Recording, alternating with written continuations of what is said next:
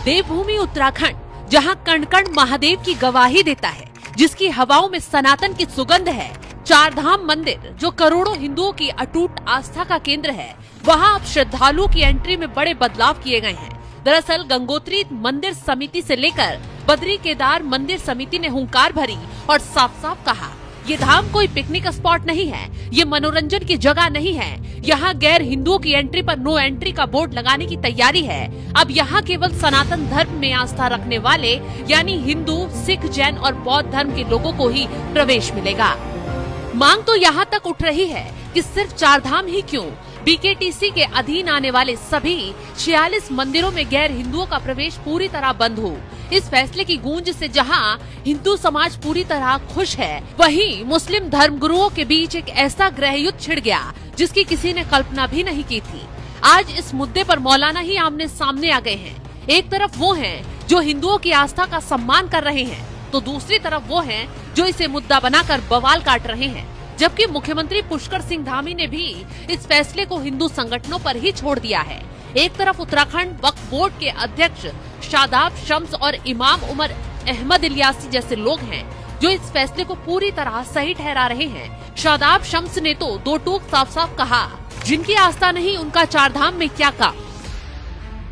वहीं उमर अहमद इलियासी ने तो वो कह दिया जिसने विरोधियों के मुंह पर ताला ही जड़ दिया। उन्होंने याद दिलाया कि अगर मक्का मदीना में हिंदुओं की एंट्री बैन है, तो उत्तराखंड के इन पवित्र धामों में हिंदुओं की भावनाओं का सम्मान क्यों नहीं होना चाहिए। देखिए, धर्म का विषय है और धर्म की अपनी एक उसकी इम्पोर्टेंस होती है, उसका महत्वता होती है। तो मुझे लगता है कि अगर उनके धर्म के मुताबिक, उनकी आस्था के मुताबिक, क्योंकि ये विषय आस्था का विषय है और आस्था के विषय में अगर वहां की जो कमेटी है टेम्पल की, उसने ये फैसला लिया है कि नॉन हिंदू यहाँ नहीं आएगा, तो मुझे लगता है कि किसी को पहली बात तो आपत्ति करनी नहीं चाहिए, क्योंकि हर जगह के अपने एक नियम होते हैं, रूल्स होते हैं। तो वैसे भी वहाँ मैं समझता हूँ कि मुस्लिम्स का गंगोत्री पे कोई काम है भी नहीं, और अगर इससे वहाँ जाने से अगर कोई मुस्लिम जाता है और वहाँ जाने के बाद अगर कोई झगड़ा फसाद भी होता है तो उससे नुकसान होगा। तो इससे बेहतर है कि ऐसी जगहों पर जहाँ दूसरे धर्म का, खासतौर पे सनातन का, हिंदुओं का आस्था का विषय है, तो वहां से हमें प्रवेश करना भी चाहिए। हमारे यहाँ भी आपने देखा होगा कि मक्का में, मदीने में भी हमारे यहाँ नॉन मुस्लिम्स मतलब नहीं जा सकते हैं। ये वहाँ के रूल हैं, अपने नियम होते हैं, लेकिन उस पर भी किसी को आपत्ति नहीं है।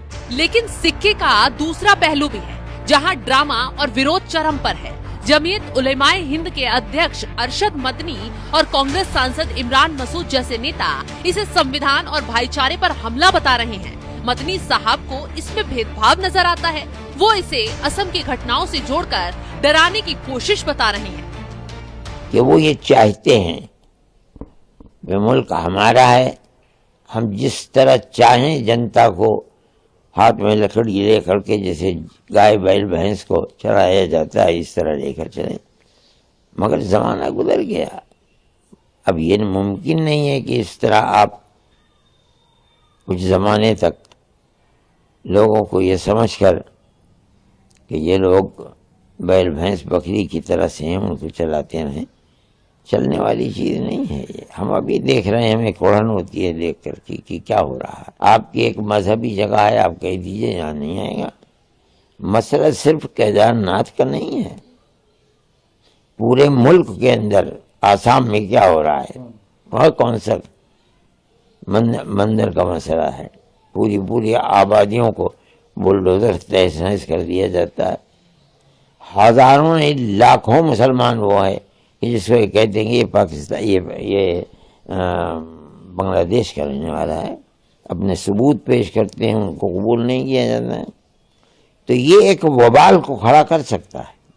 खुदा न ख्वास्ता, खुदा करे ऐसा न हो, इनको अक्ल आ जाए उससे पहले नहीं जो मुल्क बर्बाद हो जाए। वहीं इमरान मसूद तो 2 कदम आगे निकल गए। वो पूछ रहे हैं, हिंदू अपनी नागरिकता और पहचान कैसे साबित करेगा?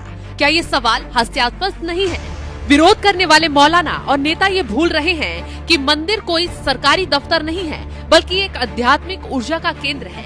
अगर कोई व्यक्ति सनातन परंपरा का हिस्सा नहीं है और वे केवल मनोरंजन के लिए वहां जाना चाहता है, तो उसे उत्तराखंड के हजारों अन्य पर्यटन स्थलों पर जाना चाहिए।